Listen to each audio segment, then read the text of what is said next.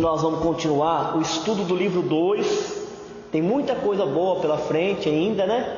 Lá no livro 3, 4 e 5 vai vir os aspectos filosóficos e científicos da nossa doutrina.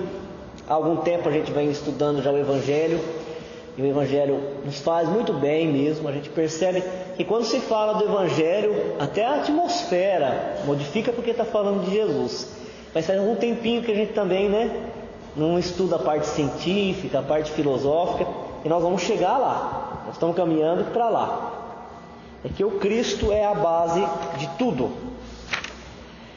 Então vejamos, no último encontro que nós tivemos, na quarta-feira, nós falamos do grande precursor, o João Batista. O trabalho que ele fez, de preparar o caminho para Jesus. Que caminho foi esse que João Batista preparou para Jesus? O caminho das consciências, né? É que na Terra, quando a gente fala de caminho, a gente pensa das estradas, das ruas, das vielas. Aplainar, endireitar, tornar reto e livre de obstáculos, para que a pessoa possa caminhar ou a pé ou com algum automóvel. Mas o caminho que João Batista veio aplainar, preparar para que Jesus depois viesse, é do entendimento, tornar as mentes abertas, permeáveis para receber aquilo que viria do grande mestre, nos trazendo a lição do amor e da humildade.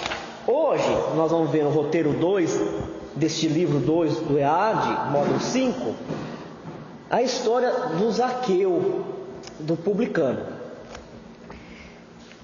O texto evangélico, ele diz assim: e tendo Jesus entrado em Jericó, ia passando, e eis que havia ali um homem chamado Zaqueu, e era este um chefe dos publicanos, e era rico, e procurava ver quem era Jesus, e não podia, por causa da multidão, pois era de pequena estatura. E correndo adiante, subiu a uma figueira brava para o ver, porque havia de passar por ali. E quando Jesus chegou àquele lugar, olhando para cima, viu-o e disse-lhe: Zaqueu, desce depressa, porque hoje me convém pousar em tua casa. E apressando-se, desceu e recebeu com júbilo. A interpretação desse texto evangélico, a mais bela que eu ouvi, foi em Catanduva, no Centro Semeador, um rapaz de Belo Horizonte. Pena que a gente não consegue alcançar a altura do que ele falou com simplicidade, mas trouxe essa passagem de uma forma que a gente, quando vê, ouve, considera ela uma das mais belas passagens do Evangelho, né? Como a gente não consegue extrair a interpretação que ele conseguiu, o palestrante, nós vamos nos apoiar no livro aqui, o que ele nos traz. Mas antes da gente buscar as interpretações aqui do Evangelho, que já estão prontas nesse livro, a gente vai falar de uma forma geral o que aconteceu.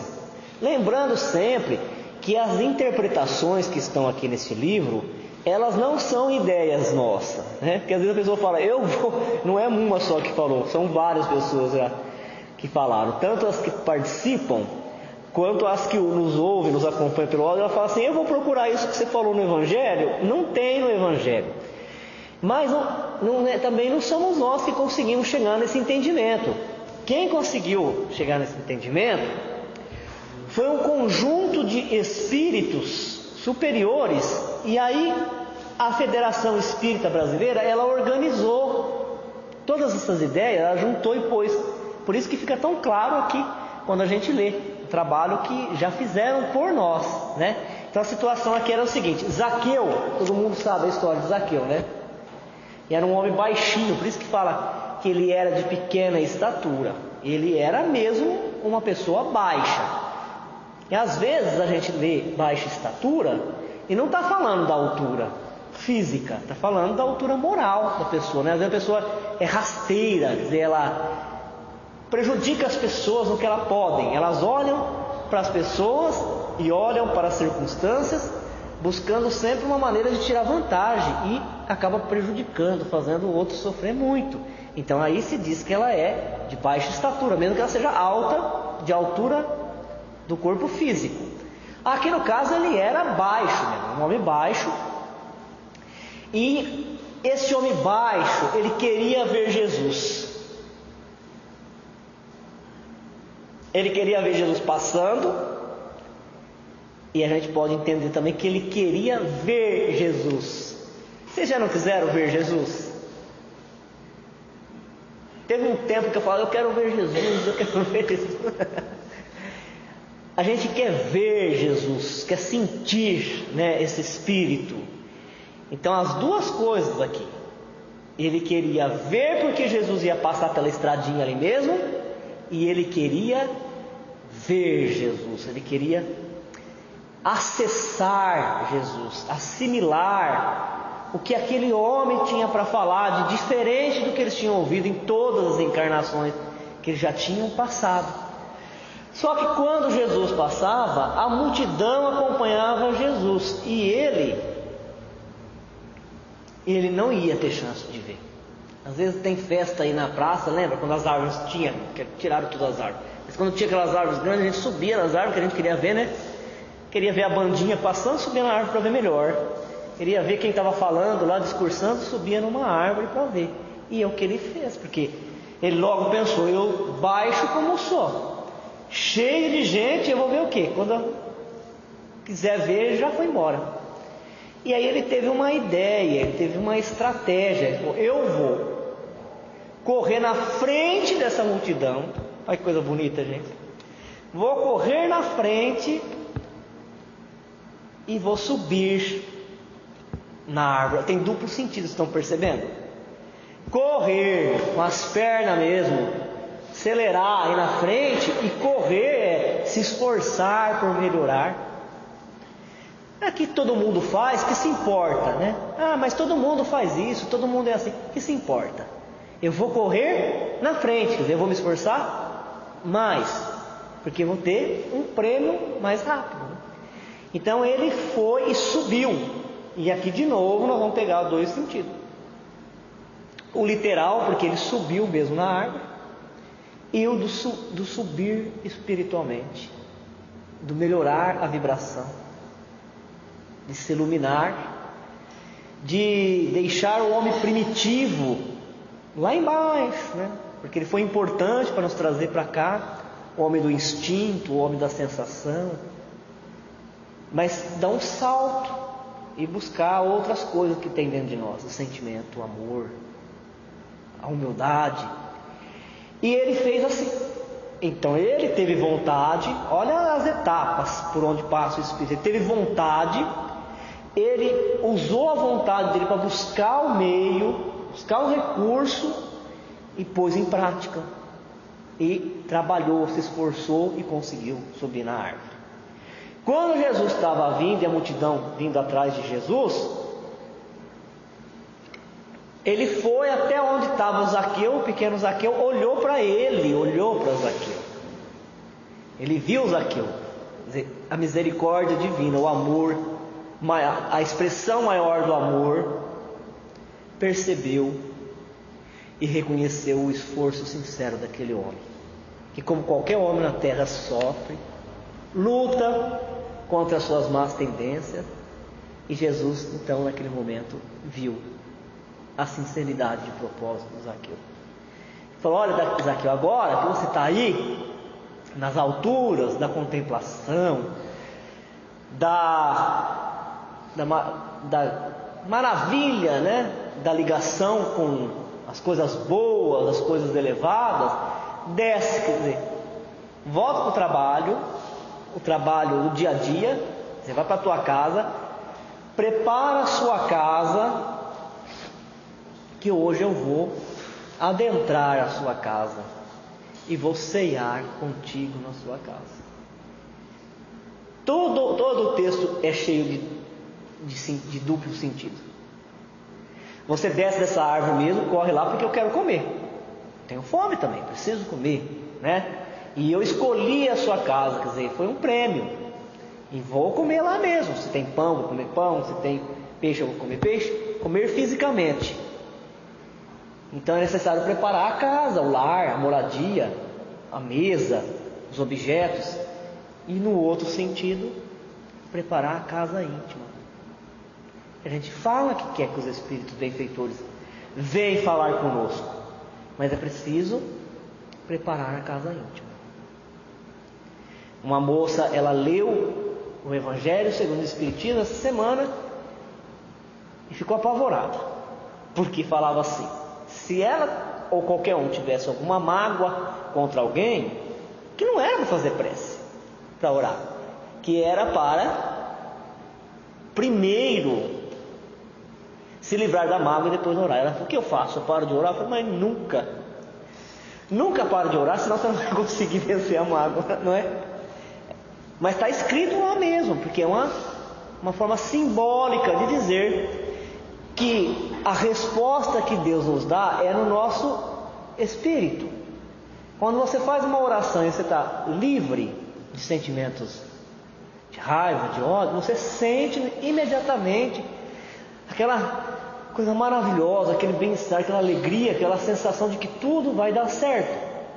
E quando você está com o coração endurecido, ou magoado, ou revoltado, até mandam os fluidos, né? Os espíritos até mandam os fluidos bons, ou eles mesmos vêm e nos cercam, mas a gente não percebe, não registra. Mas não é para deixar de orar, é para orar, que a oração ela vai buscar o fortalecimento para fazer aquilo que a gente não consegue fazer ainda. Então, abrir a casa, preparar a casa aqui no Evangelho, é preparar essa casa mental e o coração para receber as coisas boas que chegam a todo momento e que a gente às vezes não consegue perceber que ela já chegou, né? Agora vamos ver o que o texto nos traz.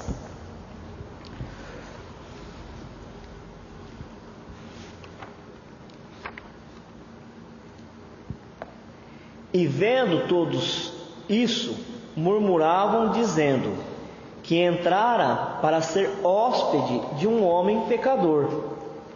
E levantando-se Zaqueu, disse ao Senhor: Senhor, eis que eu dou aos pobres metade dos meus bens, e se alguma coisa tenho defraudado alguém, o restituo quadruplicado.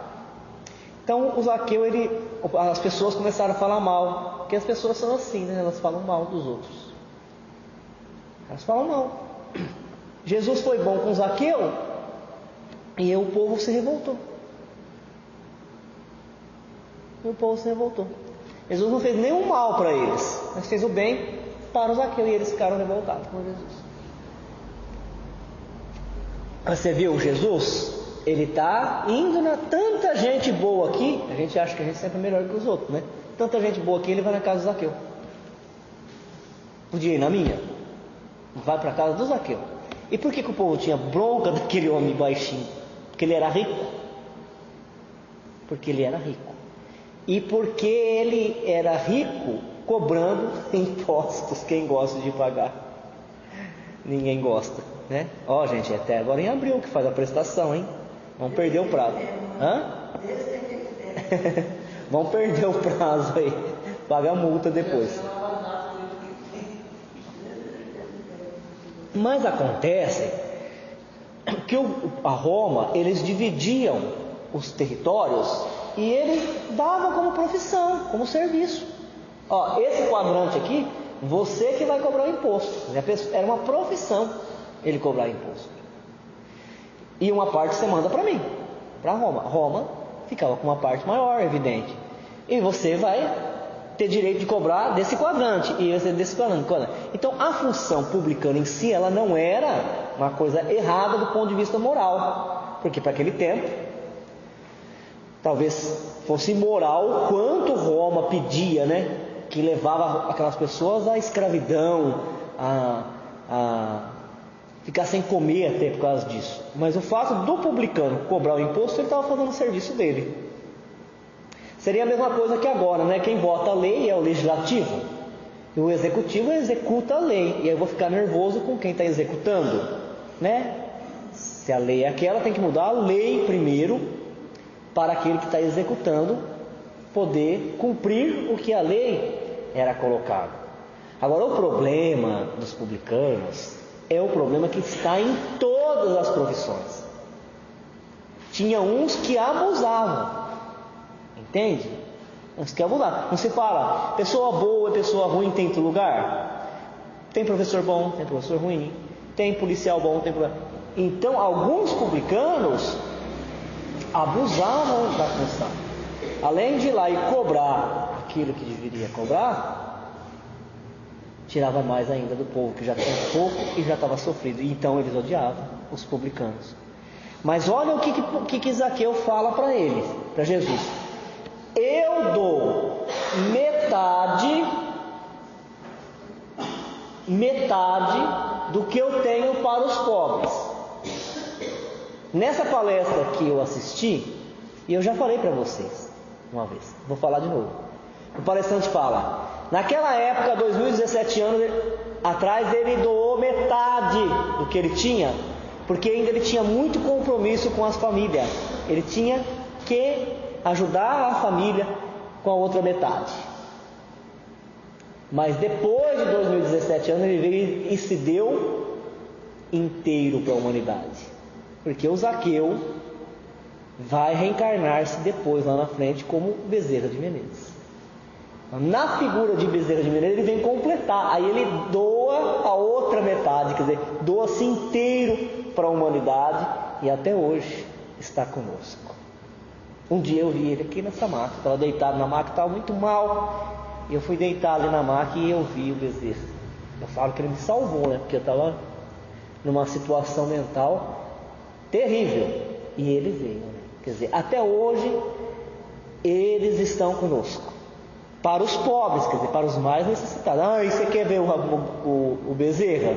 Quem é você para ver o Bezerra? Ué, quem é mais necessitado, né? Eles vêm para os doentes. Então, como o Bezerra de Menezes, ele veio e completou e deu de tudo. Mas olha o que ele fala, o que faz os que interpretam o texto ali já entender que ele era um homem certo, apesar de ser publicano, que ele era um homem justo, porque ele fala publicamente, ele lança um desafio, ele fala, tem gente que fala, então ele pegou, e como ele pegava as coisas dos outros, ele quis pagar 4 vezes o que ele pegou. Ele não falou isso, ele falou: eu dou metade do que eu tenho, doação, doar de mim mesmo, né? Do que eu tenho, doar do meu coração, da minha energia, do meu tempo. E se alguém chegar aqui e falar que eu o prejudiquei, eu dou uma soma 4 vezes maior do que aquela que eu prejudiquei. Mas apareceu alguém? Você estava lá? Eu estava. Então, quem estava fala que ninguém apareceu, porque ele nunca tinha feito nada errado. Por isso que ele viu Jesus. Então Jesus não escolheu Zaqueu porque ele era um coitadinho, né? Um homenzinho que queria me ver, que subiu na árvore. Não, é porque ele já tinha feito por merecer. Ele já era um homem honesto, né? Ele já tinha trabalhado os seus valores para ter aquele encontro com o Cristo, com Jesus. Isso está em Lucas, no capítulo 19, nos versículos de 1 até 10. O episódio de Zaqueu, relatado pelo evangelista Lucas, nos conduz a significativas reflexões. Por ele, compreendemos que há, como sempre houve e haverá, certas almas que se entregam ao mal apenas porque não foram despertadas para o bem. Almas que preservam, contudo, alguns escaninhos indenes às misérias, torpezas mundanas, constituindo-se terreno fértil, onde a semente dos ideais nobres e generosos pode, a qualquer momento, germinar, florescer e frutificar abundantemente. Zaqueu era uma dessas almas, arrecadador de impostos, enriquecera ilicitamente e vivia defraudando o próximo com exações e lucros escandalosos. Mas a despeito disso, a doutrina do Mestre encontra ressonância em seu coração e por isso ardia em desejos de conhecê-lo. A interpretação do texto evangélico: e tendo Jesus entrado em Jericó, ia passando, e eis que havia ali um homem chamado Zaqueu, e era este um chefe dos publicanos, e era rico, e procurava ver quem era Jesus, e não podia por causa da multidão, pois era de pequena estatura. E correndo adiante, subiu a uma figueira brava para o ver, porque havia de passar por ali. O encontro de Zaqueu com Jesus ocorreu em Jericó, e Areá do hebraico, cidade localizada a 12 quilômetros do Mar Morto, cujo nome significa provavelmente lua ou cidade da lua. Essa localidade da Judéia era a época de Jesus, a segunda cidade mais importante da Palestina, de comércio intenso, onde ocorria grande circulação de dinheiro. Aparentemente, o encontro entre Jesus e Zaqueu foi casual. Sabemos, porém, que não foi assim, como se observa no último versículo do texto evangélico. Porque o Filho do Homem veio buscar e salvar o que havia perdido. Por outro lado, sabemos que Jesus aproveitava todas as circunstâncias para ensinar e encaminhar as pessoas ao bem. Assim também aconteceu com Zaqueu, que a partir daquele instante teve a existência transformada. A ida a Jericó foi um momento especial para Jesus, porque logo depois começaria o seu suplício, culminado com a crucificação. Humberto de Campos relata como foi o encontro de Zaqueu com Jesus. Então, a gente tem no Evangelho o texto geral, né?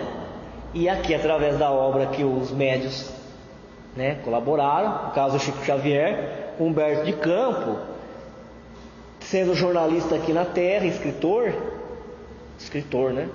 Ele foi atuar como jornalista no mundo espiritual, quer dizer, ele foi pesquisar com os espíritos que viveram naquela época para trazer algumas informações.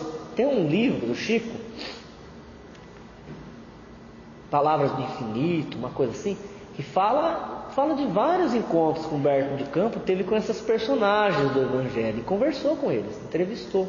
Uma deles foi Judas, né? Nós fizemos uma segunda-feira uma palestra desse encontro do Humberto de Campos com Judas, que Judas ele foi para Jerusalém nessa época que a terra comemora a paixão do Cristo, porque diz que é tradição, esses que já se elevaram, eles voltaram ao mesmo lugar onde eles tiveram, né, aquelas experiências, eles passaram aquele momento histórico para refletir. E aí o Humberto de Campos vai e conversa com ele e pergunta se tudo aquilo que o povo fala aqui realmente aconteceu com ele, e aí ele explica lá que parte sim e outra parte não era bem como era contado na história. E nesse caso também, Humberto de Campos, ele vai relatar como é que foi o encontro de Jesus com Zaqueu, porque com certeza ele encontrou o Zaqueu, né? Ou alguém que estava ali e presenciou, foi testemunha desse encontro de Jesus com Zaqueu, e ele relata aqui, dizendo assim: grandes multidões se apinhavam nas estradas. Um publicano abastado de nome Zaqueu conhecia o renome do Messias e desejava vê-lo. Chefe prestigioso na sua cidade, homem rico e enérgico, Zaqueu era, porém, de pequena estatura, tanto assim que, buscando satisfazer ao seu vivo desejo, procurou acomodar-se sobre um sicômoro, levado pela ansiosa expectativa com que esperava a passagem de Jesus. Coração inundado de curiosidade e de sensações alegres, o chefe publicano, ao aproximar-se o Messias, admirou-lhe o porte nobre e simples, sentindo-se magnetizado pela sua indefinível simpatia. Zaqueu era pessoa notoriamente desprezada pelos habitantes da cidade. Primeiro, por ser publicano. Segundo, por ser chefe dos publicanos. E em terceiro lugar, por ser uma pessoa que enriqueceu possivelmente, aqui o texto fala possivelmente de forma ilícita, e há quem fala que não, né? Mas pelo fato dele ser publicano já gerava a odiosidade, a antipatia daqueles que deveriam pagar o imposto. Muitos viam em Zaqueu o avarento e corrigível. Ele, Jesus, no entanto, nele identificou o homem rico de nobre coração. Está vendo? Quer dizer, o homem vê a aparência, né? E Jesus viu a essência de Zaqueu.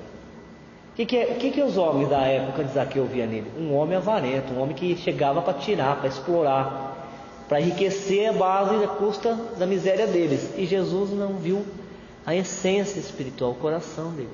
Viu que ele era um homem bom, capaz de transfigurar a riqueza em trabalho e beneficência. Refletindo, porém, sobre os tais acontecimentos, percebemos que também nós somos continuamente visitados por Jesus, acudidos pela misericórdia divina, por Ele intermediada em nosso benefício.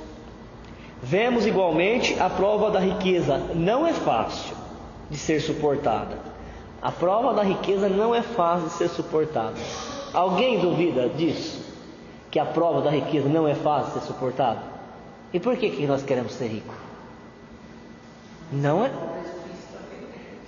Diz que quem foi pobre e ficou rico se acostuma fácil, né? Com a riqueza, depois não quer voltar. Mas, gente, olha só, todo lugar que a gente lê no Evangelho fala isso, que é uma prova a mais difícil que tem. Aproxima muito a pessoa da facilidade de errar, né? Abre porta. Lógico que se a pessoa é digna, ela é honesta, ela não vai. Mas quem já tem uma tendência fica mais aguçado, mais dilatado, né? Porque cria possibilidades de extravasar os vícios, de entrar em contato com a corrupção, né? Com a sensualidade.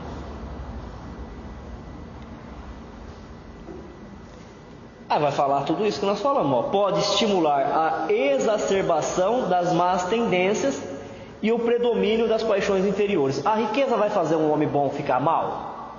Não, não é isso que está falando. Quem já aumenta, dilata.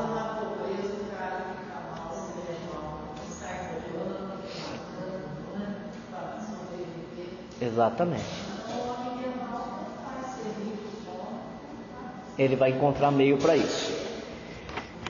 Se a riqueza é causa de muitos males, se exacerba tanto as más paixões, se provoca mesmo tantos crimes, não é ela que devemos inculpar, mas ao homem que dela abusa, como de todos os dons de Deus. Pelo abuso, ele torna pernicioso o que lhe poderia ser de maior utilidade. É a consequência do estado de inferioridade do mundo terrestre. Se a riqueza somente males houvesse de produzir, Deus não a teria posto na terra. Compete ao homem fazê-lo produzir o bem, se não é um elemento direto de progresso moral. É sem contestação poderoso elemento de progresso intelectual. O texto ele vai seguir, ele vai trazer mais informações, mas a gente vai dividir, para não ficar muito tarde, como tem ficado, né? Nos outros dias a gente chegou até 1 hora de estudo. Por mim, tanto faz, eu gosto, mas eu sei que cansa e depois a gente tem um mediúnico também, não pode esgotar toda a energia nessa concentração. Mas eu quero encerrar falando uma coisa interessante que está no Evangelho, porque aqui na Terra tem várias doutrinas, e todas elas são sinceras, em relação às políticas sociais, né?